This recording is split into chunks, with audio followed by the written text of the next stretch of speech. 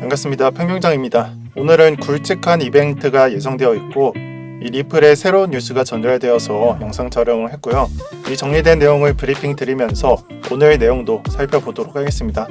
우선 가장 먼저 보셔야 할 소식이 이 FOMC 성명서 그리고 기자회견이 될 것으로 보고 있고 오늘 새벽 3시에 노출이 됩니다. 그래서 한국 시간이므로 늦게 주무시는 분들은 꼭 챙겨보시고 시장이 어떻게 움직여주는지 체크해 주시길 바랍니다. 그래서 여기서 걱정해야 되는 건 테이퍼링에 대한 내용이 될 겁니다. 그리고 저는 아직도 이 테이퍼링이 조기에 실행된다는 것에 대해서는 가능성이 낮다라고 생각을 하고 이 부분은 실제 언급되는 내용이 가장 중요하겠지만 전문가들은 조기에 실현될 가능성이 낮다라고 말을 하고 있는 상태며 오늘 뉴스에서는 델타 변이를 고려해 보았을 때는 연준에서는 이르게 실행할 가능성이 없다라는 식으로 나와 있습니다. 저는 이뿐만 아니라 실물 경제의 현 상태가 중요하다라고 생각을 합니다. 그래서 여기서 우리가 크게 고려해 봐야 되는 것은 두 가지가 있겠는데 고용시장과 인플레가 되겠습니다. 이번에 미국에서는 실업급여로 인해서 사람들이 노동시장에 뛰어들지 않고 있다라는 생각을 갖고 실제로 많은 주들에서는 이 실업수당을 조기에 종료시키는 정책을 실행했으나 실제 고용시장에서는 뛰어난 성과를 거두지 못했습니다. 그래서 이를 통해서 실업률 지표는 여전히 5% 후반대에 머물러 있고 크게 개선되지 않고 있는 상황입니다. 참고로 저는 고용 부분은 실업률 지표를 보는 것을 선호합니다.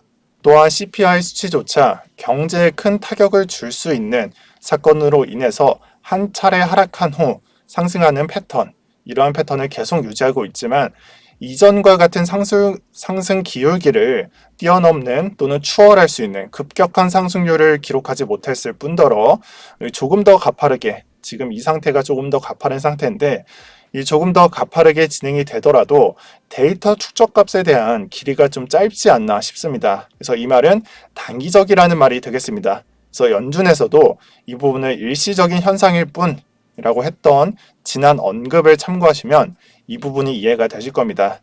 특히나 제가 예전부터 말씀드렸었던 일시적인 보복 심리로 인한 여행 쪽의 산업, 중고차, 렌트카, 호텔, 항공 전부 여행하고 관련되어 있죠. 이런 산업군만 높아진 것도 인지하셔야 합니다. 자, 이러한 데이터를 생각해 보았을 때 저는 테이퍼링 카드를 긴급하게 꺼낼 수 있다. 이렇게 생각하지는 않고요. 이건 제 개인적인 생각이므로 참고만 부탁드리겠습니다. 그리고 실제 10년물, 미 10년물 국채금리도 이번에 델타 변이로 인해서 실물 경제의 회복에 기대치가 낮아지면서 이 값도 하락하고 있지만 원래 FOMC 일정대로라면 단기 채권이 급등하면서 이 10년물 국채금리도 올라온 상태에서 테이퍼링을 두려워해야 하지만 실제로 현재 하락세에 있어서 실물 경제에 대한 전망이 좋지 못하다고 볼 수 있습니다. 그래서 여기에 더해서 델타 변이까지 고려한다면 이 부분에 대한 생각이 정리가 되실 겁니다.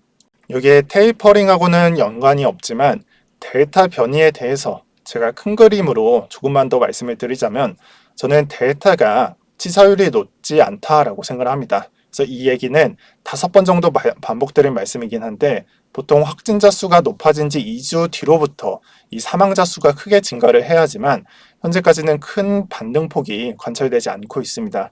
심지어 전면 개방을 하면서 코로나 대파티를 열고 있는 이 영국의 경우에도 큰 증가폭이 확진자 수에서 발견됨에 따라서 사망자 수도 크게 증가를 해야 하지만 사망자 수는 큰 변화폭이 없는 것을 알 수가 있습니다. 이로써 델타 변이는 또 다른 우세 변이종이 등장하지 않는 이상 단기적으로는 나쁘나 장기적으로는 오히려 더 좋을 수도 있다라고 생각을 합니다. 그래서 이 부분은 투자자로서는 꼭 인지를 해주시면 좋겠습니다. 또 오랜만에 리플에 대한 좋은 호재가 도착하였습니다. 오늘 리플이 ODA를 통해서 일본에서 필리핀으로 국제 송금을 지원할 것이라는 호재가 전달되었습니다. 그래서 기존의 송금 비용을 비교해 보았을 때 이 비용이 리플로 대체되면서 송금 비용이 확연하게 줄어들 수 있으니 서비스 자체에는 매우 가치가 높을 것으로 보이고 이 서비스가 일본 내 최대 송금 서비스 공급 업체와 협업을 하여서 서비스를 출시하였다 이렇게 알렸습니다.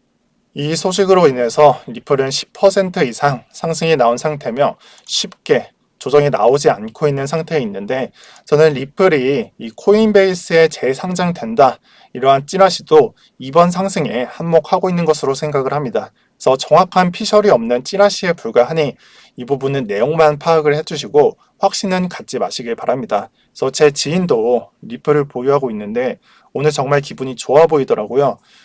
그래서 보유자분들은 상승 축하드리고요. 마지막으로는 비트코인 시황 전달드리면서 영상 마치도록 하겠습니다. 이 시청자분들은 또는 투자자분들은 지금 걱정하고 있는 것은 지금 매도를 해야 하나, 아니면 대반등을 생각하면서 코인들을 보유해야 하나, 이런 걱정을 하실 것 같습니다. 그럴 수밖에 없는 게, 우리는 지난 2개월 동안 저항 영역만 만나면 떡락을 하는 비트코인 차트를 경험해 왔고, 지금의 위치가 이 떡락이 나오는 위치에 있어서 불안함이 드실 거라고 생각을 합니다.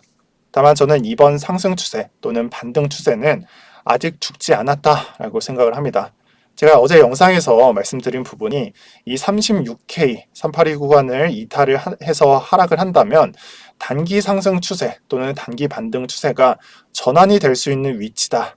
또 여기에 추가로 하락분이 33.5K 이 부분을 넘기면 이 전체 반등세가 죽을 수도 있다라고 말씀을 드렸었습니다. 아직 이 테스트는 끝나지 않았다라고 생각을 합니다. 그래서 오늘 FOMC 일정으로 새벽에 긴급하게 조정이 나온다면 이 값을 기억해 두셨다가 대응하시는 것을 추천을 드리고요.